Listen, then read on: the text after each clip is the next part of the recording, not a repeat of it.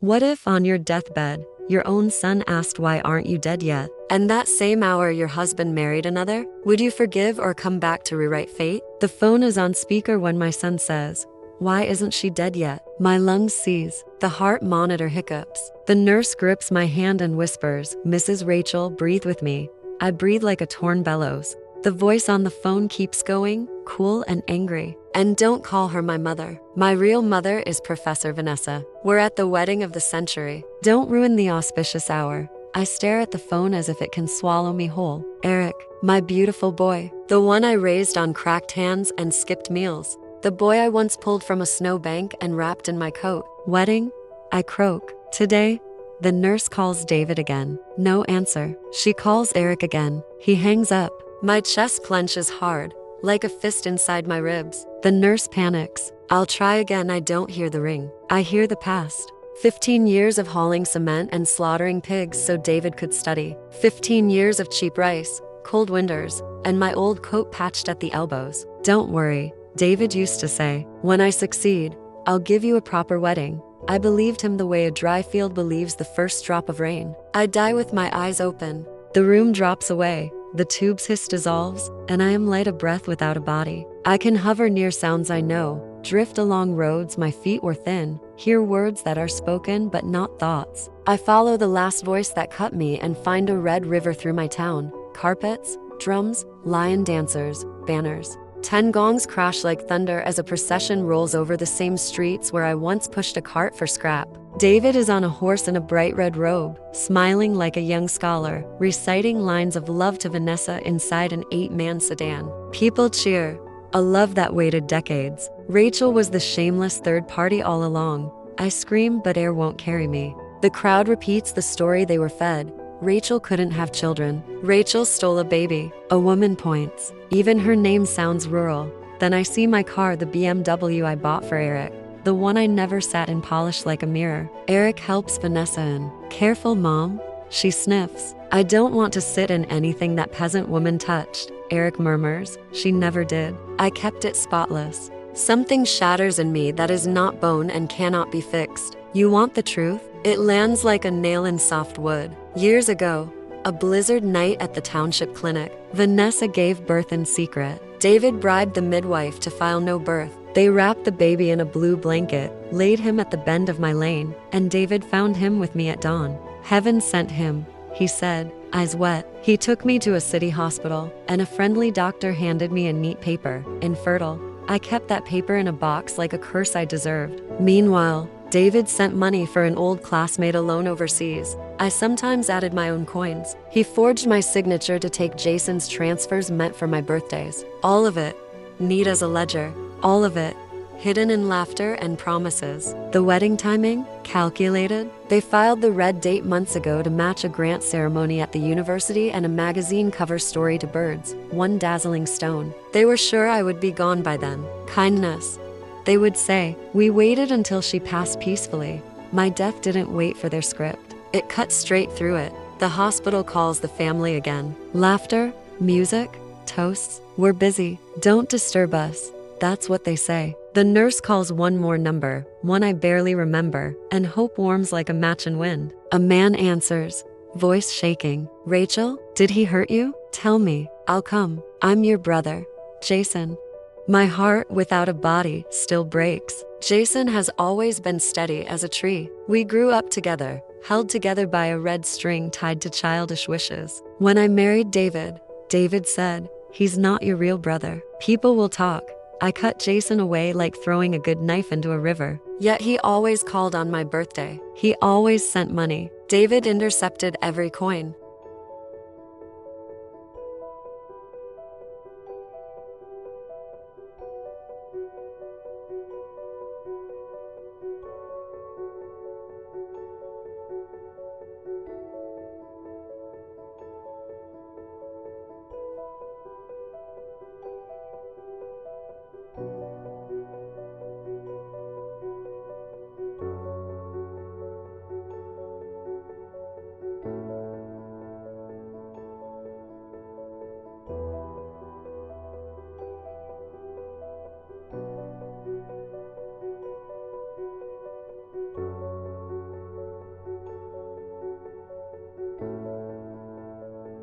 Sweat runs down my spine. The field is bright with rice, bright with the pride of those who work for every grain. David and Vanessa stroll up pale and clean, lotus leaf in his hand, pink flower in hers. Rachel, David says in a silvery voice, you are the big dewdrop under the leaf, and I am the small dewdrop on top. He smiles like a poem and waves the withered leaf. This suits you.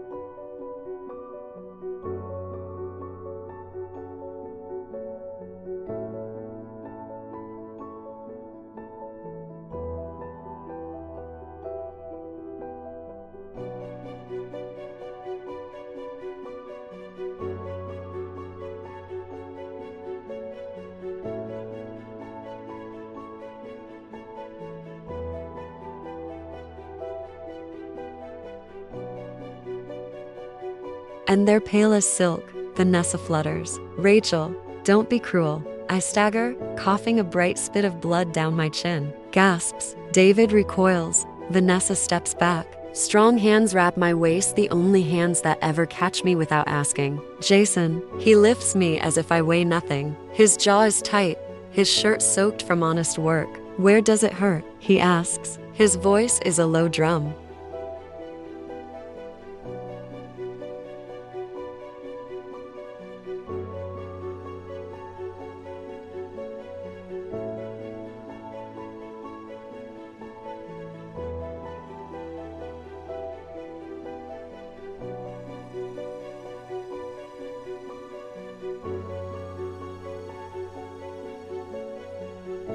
David's eyes cool into a glare I know too well. At home, Jason puts me on the bench and tilts my face to the light. Open, he says. I try to joke. Since when are you my dentist? Since you eat pain and call it candy, he says. He notices the gum swelling I used to ignore. If you leave it, it rots. He turns to go. Where? I ask.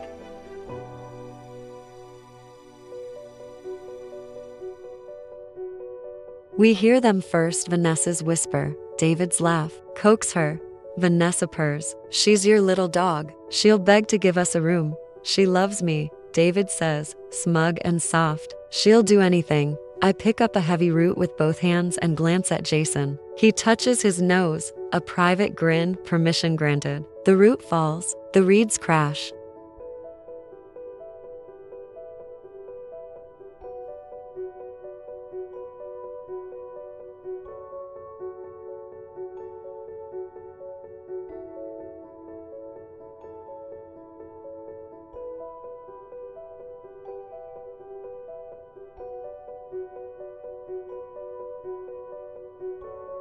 My cheek against his shoulder smells like sun and smoke. What did you wish for? He breathes. Snowflake cream, I say, and laugh at myself. To wish for a jar of face cream when your whole life is on fire, only I would do that. He says, very quietly, got it. Morning brings buns and an old friend with a sharp tongue.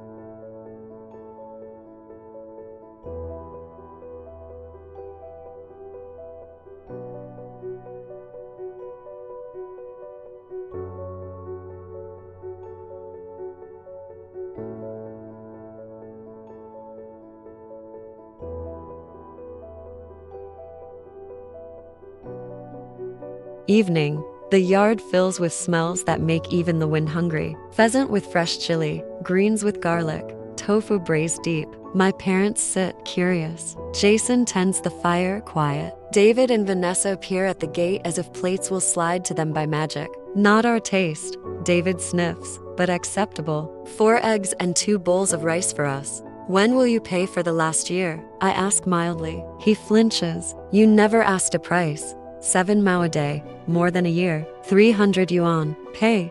Numbers turn his face gray. Vanessa's hand goes to her blouse, then to her pride, then back to her blouse. She throws a thick roll at my feet. Happy now?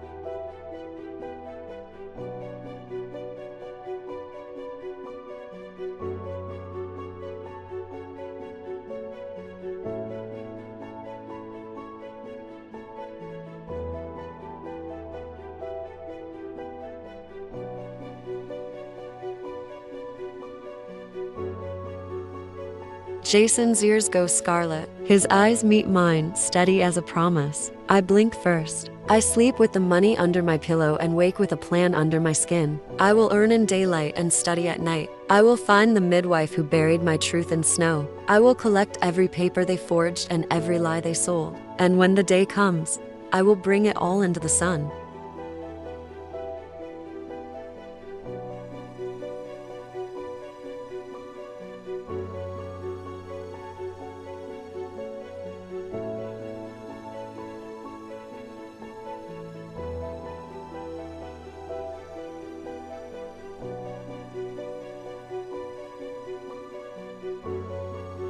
Angela moves beside me, fast hands, fierce grin, our old friendship mended with scissors and thread. Every coin I earn is a brick under my feet. I am building a staircase out of poverty and out of them. Confidence is a drug, and I take it in careful doses.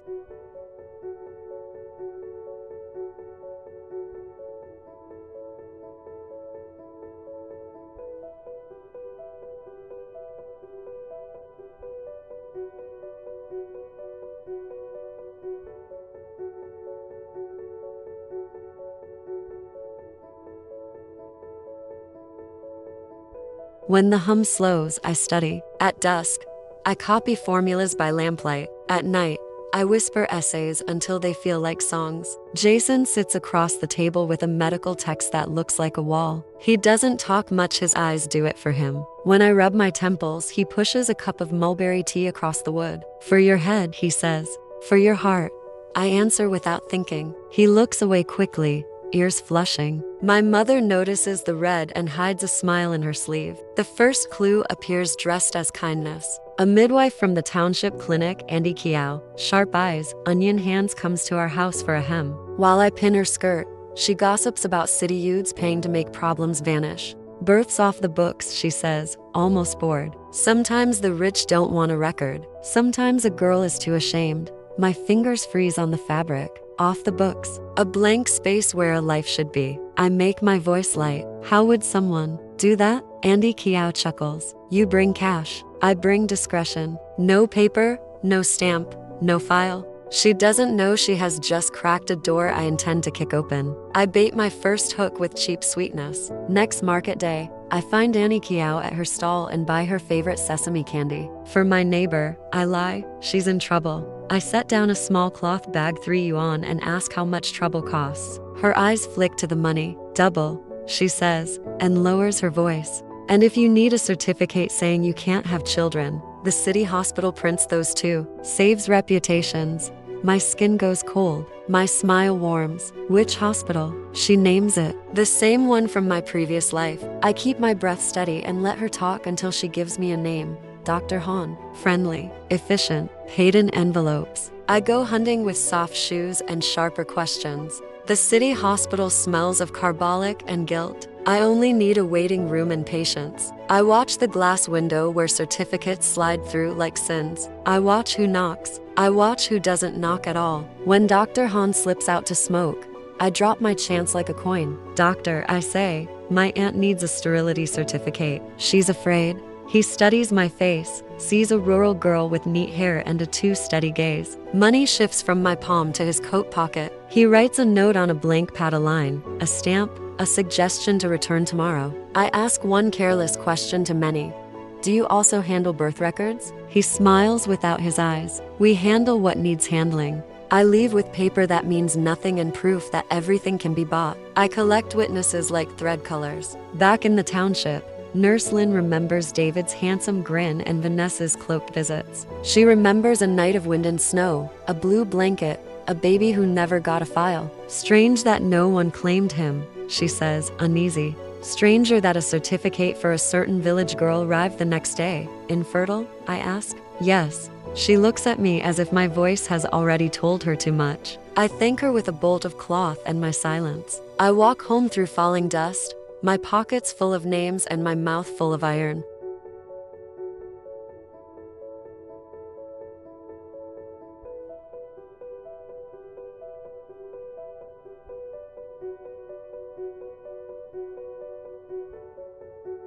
The point of no return wears a public face. The brigade calls a dorm inspection after repeated complaints. I make sure the complaints are loud and accurate. Reeds don't lie when flattened. Gossip doesn't lie when everyone heard the whimpers. That night, with half the village watching from shadows,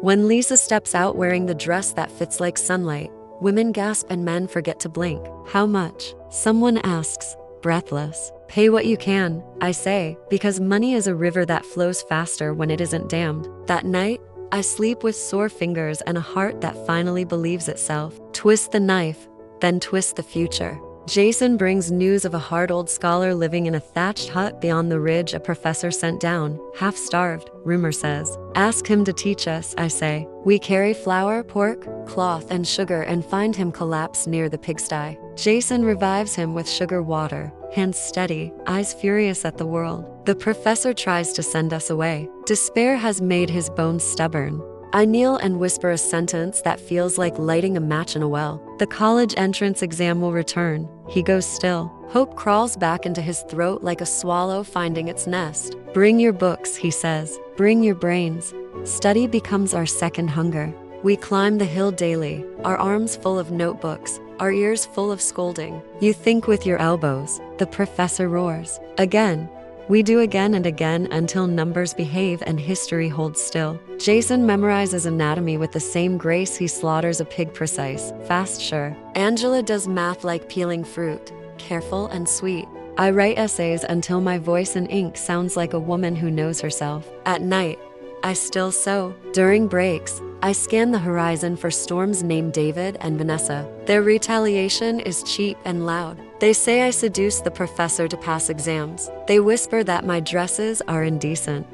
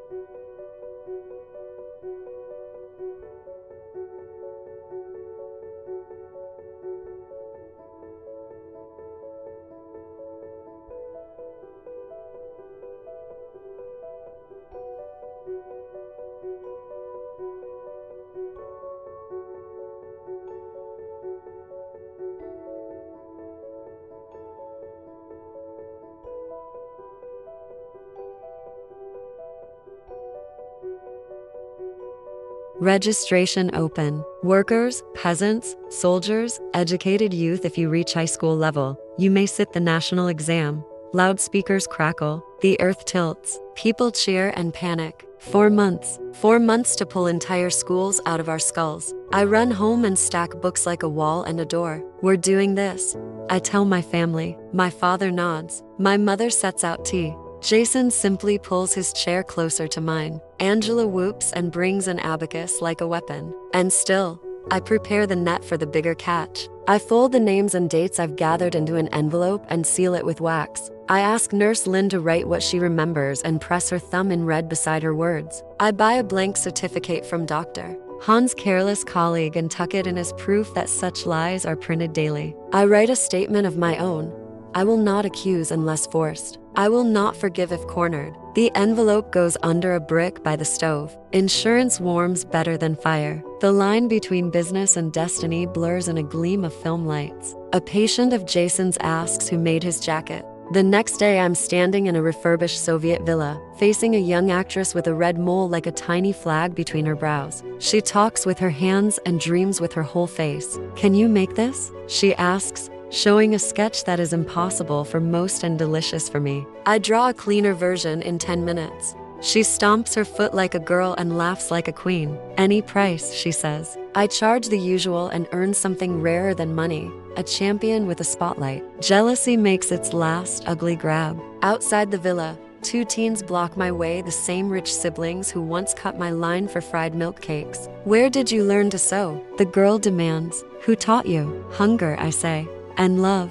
The boy blushes. I step around them and almost collide with Jason at the gate. He looks at me like I'm a marvel he's a little afraid to touch. "How much did you earn?" he asks. "Enough for more books," I say. "Enough for a sign that says Rachel Tailoring." He grins, rare and bright, and the world feels briefly, perfectly simple. The night before the exam, I can't sleep. I step outside and find Jason already in the yard, hands open to cold air. We don't speak. The moon is thin and brave. Finally, I whisper, "If I pass, I'm not staying small." "I know," he says. "If I pass, I'm cutting people open and putting them back better." "I know," I say. He rubs his thumb over the faded red string on his wrist. "If we pass," he says, "we pass together." I nod. There is nothing left to promise that our bones haven't already promised. The morning snow is thin as paper and twice as unforgiving. I sit in a cold classroom with a pencil like a sword and a future like a door I refuse to let anyone close. My first essay line is a knife. When people teach you to be small, the first act of learning is to grow. When the proctor says, "Begin," I do fast, steady, sure.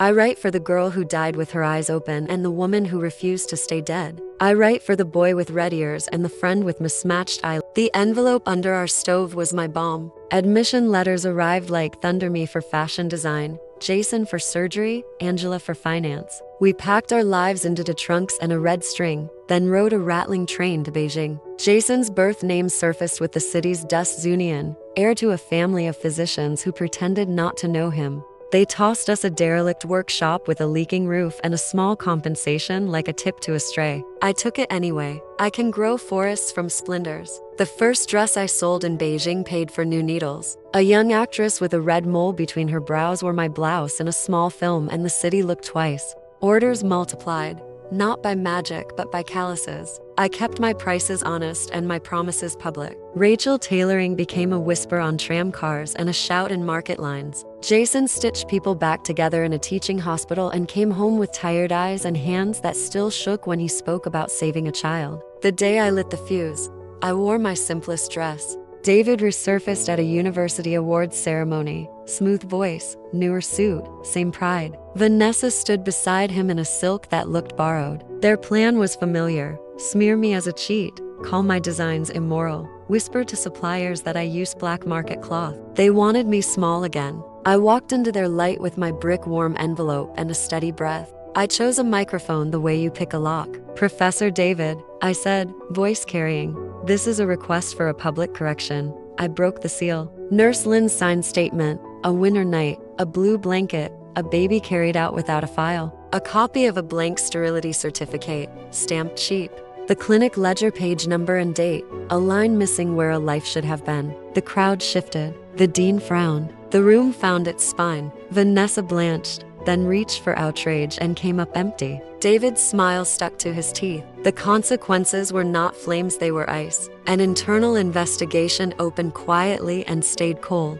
The midwife lost her post. Dr. Han's colleague folded under questions. Dr. Han resigned before they came to his door. Vanessa was reassigned to a desk without students. David's title thinned to lecturer pending review. There were no handcuffs, no headlines, there were doors that didn't open anymore. It was not the revenge of fairy tales. It was the justice of paper. Eric found me before I found him. He arrived with the blue blanket I knew too well, his eyes swollen with a boy's pride and a man's fear. "Mom," he began. We built the brand one honest line at a time. The old workshop became Rachel clear lettering over clean windows. My seam guides hung where customers could see them. I hired village women, trained them, paid on time. When the film Green Cat exploded, our costumes rode the wave. But I talked more about fit than fame. I launched a simple cream named after snowflakes, not to chase luxury, but to keep promises to the girl I'd been. Pretty is not permission to be cruel, I told the mirror, and it finally agreed. The hospital began as a room with good light and stricter rules. Jason led with a surgeon's humility, small procedures, careful consent, outcomes logged in a ledger anyone could audit. Angela came in with spreadsheets and sharpness. Our first patient was that same girl at my back table, mismatched eyelids she'd learned to joke about. She asked. We counseled. She chose. Jason's hands did what his heart had wanted for years: repair without erasing. She walked out crying because she could, not because she had to. I answered a call on speaker to close a circle. A young seamstress sobbed that a factory boss had stolen her designs and mocked her accent. Come to my office, I said, and hit speaker so my entire floor could hear me choose a side. You are not small. Bring your sketches. We'll register them and make him pay for copies he can't return. My staff cheered, not loud but enough. The echo reached back to a hospital room where a different speaker once broke me. This time the line carried my voice, and my voice carried weight. The proposal was not fireworks, it was inevitability. Jason came home late, still in scrubs, with a velvet box and the old red string wrapped around his wrist. He didn't kneel at first, he stood eye to eye. Like the boy who decarried me through reeds and the man who decarried me through years. Rachel, he said, rough-voiced, I won't let you make me wait behind your courage anymore. We built this. Will you marry me? My eyes blurred, but not from pain. I tied the red string around the ring and the ring around my finger. Yes, I said, and every door I had ever opened stayed open. Our ending is not a sunset, it's a street of lit windows. My parents nap after lunch without counting coupons. Angela laughs without hiding. Eric learns to design blouses that fit girls who can't afford mistakes. The professor on the hill returned to his university and wrote us letters until his hand shook. As for David and Vanessa, they became footnotes in rooms they once dominated. I don't follow their lives, I follow my own. If you ask what changed me, I'll tell you a simple thing. They taught me that kindness without boundaries is a leash. I learned that love with boundaries is a door. I died for a family that fed on my silence. I lived for a family I chose, and that chose me back. The ledger is balanced. The red string holds.